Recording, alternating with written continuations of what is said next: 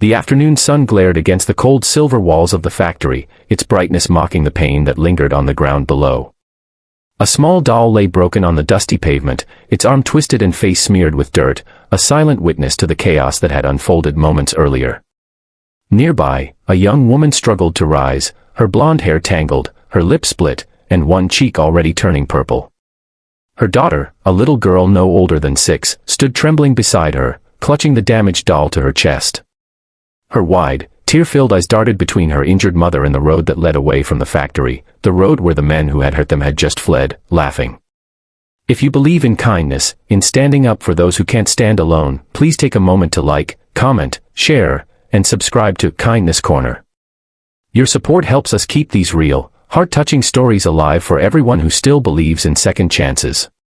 The mother's name was Clara, a young widow trying to hold her world together with nothing but love and willpower. She worked endless shifts at the Weldon Auto Components factory, barely earning enough to cover rent and keep food on the table for her daughter, Hazel. But she never complained, not once. Every morning, she'd tie Hazel's little yellow ribbons and promise her, someday things will get better. Hazel believed her, because when you're 6, you believe every promise that comes from your mother's trembling smile. But that day, everything broke, both the toy and something inside them. Clara had found out that the factory manager and his men had been underpaying her for months, taking advantage of her desperation. When she finally confronted them, they laughed. When she begged, one of them shoved her against the wall. And when Hazel ran in, clutching her little doll and shouting for them to stop, one of the men snatched the toy from her tiny hands, ripped off its arm, and threw it into the dirt. Then they left, leaving a bruised mother and a sobbing child under the open sky. Clara tried to stay strong. She wiped the blood from her lip and whispered, "It's okay, baby, mommy's fine," though her voice trembled with pain. Hazel didn't speak. She just stood there, holding her broken toy, her tears dripping silently onto the pavement. But fate, it seemed, had other plans for them that day, because just then, the distant rumble of engines began to fill the air. The sound grew louder, deeper, until it became a thunder that shook the street.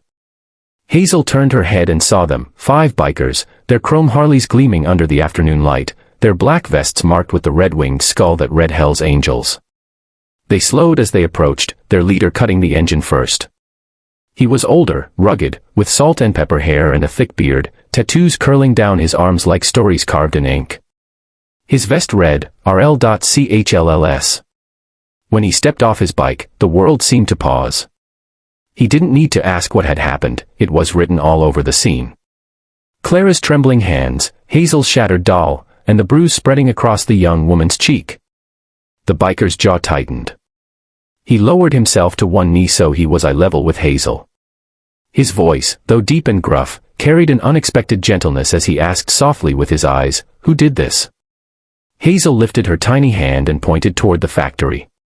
Behind him, the other bikers exchanged silent looks, the kind of look men share when words are no longer needed. The leader stood, his shadow stretching across the ground, and nodded once.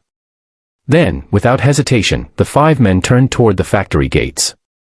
Their engines roared back to life, filling the air with a sound that was part thunder, part justice. Clara called out, "Wait, please, don't," but they were already gone, riding straight into the factory lot where the same men who had laughed moments ago now stood frozen.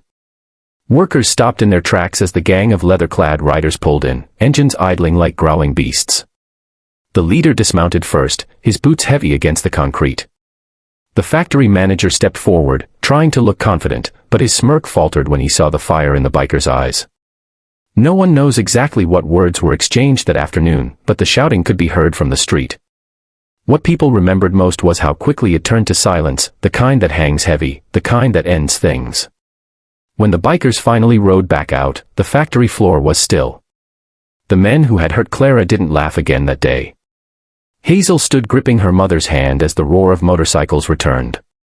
The leader stopped his bike beside them and took something from his vest pocket, a new doll, soft and clean, its blue dress fluttering in the breeze. He handed it to Hazel, who stared at it through her tears.